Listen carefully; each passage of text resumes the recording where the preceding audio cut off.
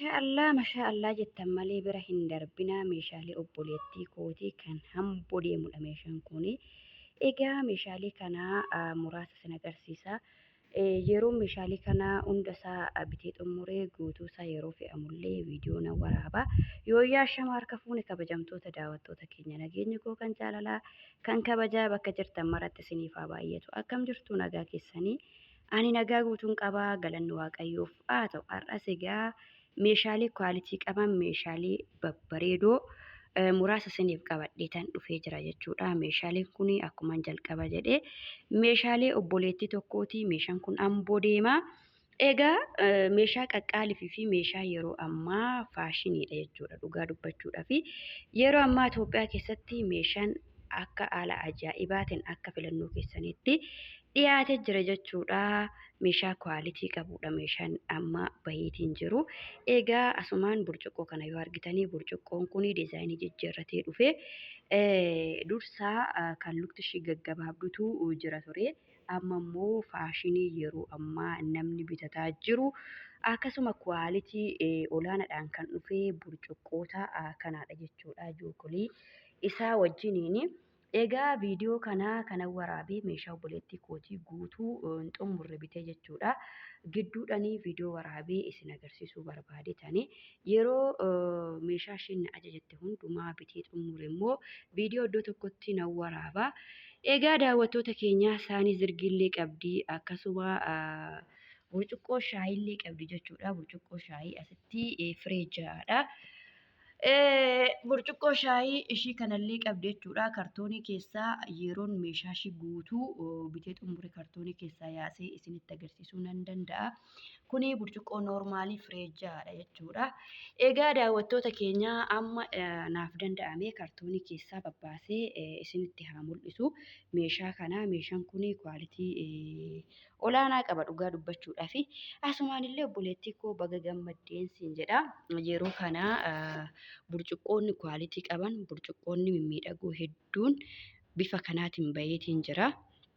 Kalarii barbaadan kalarii kanaanis diimadhaanis gosa kanaatiinis baay'eetu jira gaa akka filannoo abbaatti waan ta'eefi asitti illee jooka noormaalidha jechuudha.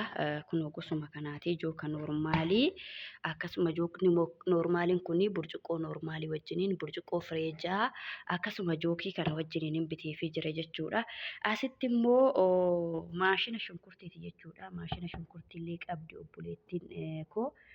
Asitti akkuma argitanii kartoonuma irraa akka argitanitti jechuudha. Maankaa aduu shukkaadha jechuudha. Walitti haala kanaan bitatteetiin jirti obboleettiin kiyyaa yeroo viidiyoo guutuu jechuudha. Yeroo meeshaan ishee xumuramee gatii waliin isiniifan hima.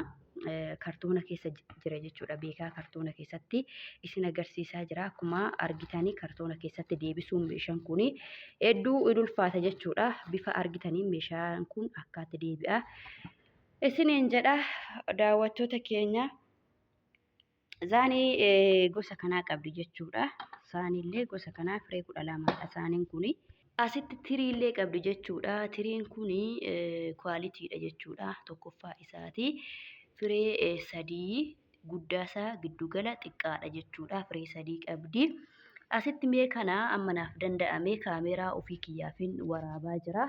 Kuni akkuma suura irratti argitanii firee 5dha jechuudha.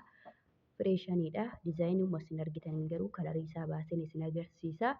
Dhugaa dubbachuudhaaf meeshaa baay'ee na hawwatee keessa meeshaa kanaa fi meeshaa shaayii kana jechuudha. Akkuma argitanii meeshaan shaayii kun gatiin ishiillee hedduu qaaliidha. Akkasuma kwaalitiin ishii olaanaadha. Biiffee keessa kaawwachuudhaaf baay'ee tokko ni bareeda jechuudha. Akkuma suuraa irratti argitanidha. Amma kartoona keessatti bittinnaa'ee jira. Garuu kartoona keessaa yeroo baastanii haala kanaanii walitti hiitanii kun diizaayiniin isaa haalli teessumni isaa kana fakkaata. Baay'ee kwaalitii guddaa kan qabu kan shaayiiti. Kan shaayii gosa lama qabdi. Gosa kanaa fi akkasuma gosa kana qabdi kan shaayii obboleettiin koo jechuudha. Kun immoo baay'ee gatiin isaallee baay'ee cimaadha. Kwaalitii qaba jechuudha dhugaa dubbachuudhaa fi ishee kana mana keessallee itti fayyadamuu fi ni gargaara jechuudha. Mi'a manaa danda'amaa ta'ee distii kana xiqqoo saaqee isin agarsiisu jechuudha daawwattoota kiyya. Kunoo akkuma argitanii kalariin isaa kanaadha jechuudha. Akka wal keessa naqamuu fi kartoonii keessa akka wal keessa naqamuun mijatutti jechuudha. Haala kanaan taa'ee garuu yeroon booda jechuudha hunda isaa hiikee qadaada isaa irra naqee abbaa shanii kana guutummaa isaa isin agarsiisa. Amma bifa isaa fi akkaataa isaa isin agarsiisuudhaafini dhugaa dubbachuudhaa fi kwaalitii guddaa qaba. Ganaa walitti hidhama jechuudha. Kana meeshaan jechuudha baay'ee nama gammachiisa. Yeroo ammaa kana meeshaa kwaaliitiitu ba'aa jira. Daawwattoota keenya isiniin jedha ganaa obboleettiin keenya kuni eelee daabboollee qabdi, irkabootiillee qabdi, masoobiillee qabdi. Wanna meeqatu viidiyoo kana keessaa hafe waan ta'eefi guutuu viidiyootiin immoo jechuudha meeshaa ishee yeroon bitee xumuree haalan isiniin agarsiisa jechuudha. Kaameeraa maanii ammoo makkootiif waraabaa jira. Yeroo sana garuu kaameeraa maanii nama na waraabu qopheeffadhee meeshaa ishee guutuu jechuudha isiniin agarsiisa daawwattoota koo. Dhugaa dubbachuudhaaf baay'ee natti tolee jira. Haala ajaa'ibaatiin gammadeetiin jira meeshaa kanatti anillee jaaladheen jira meeshaa kana. Isiniin jedha isinillee meeshaa kana ajajadhaa. Meeshaa tooraan meeshaa ajajadhaa. Wal jalaaniin isiniin jedha. Keessattuyyuu meeshaa biiffeen kuni baay'ee tokko qaalidha waan ta'eefi wal jala ajajadhaatii jalaa baafadhaa. Isiniin jedha manni meeshaa malee namni meeshaa malee hin bareedu. Daawwattoota keenya egaa lakkoofsa bilbila kootii duwwaa 961 waasaapbii gubbaadhaan heloo jechuudhaan meeshaalee biiffee meeshaa akkasuma mukaa wanna barbaadan jechuudha isinii bituu nan danda'a. Amboos geessuu jalqabneera jechuudha. Amboos hin geessinaa Tullu Boolloo, Amboo, Diilallaa, Ammayyaa, Walisoo kanneen kana ni geessina waan ta'eef namoonni meeshaa ajajachuu barbaadan lakkoofsa kanaa waasaapbii gubbaarra na dubbisuudhaan meeshaa ajajadhaatii mana keessan miidhagfadhaan isiniin jedha kabajamtoota daawwattoota keenya.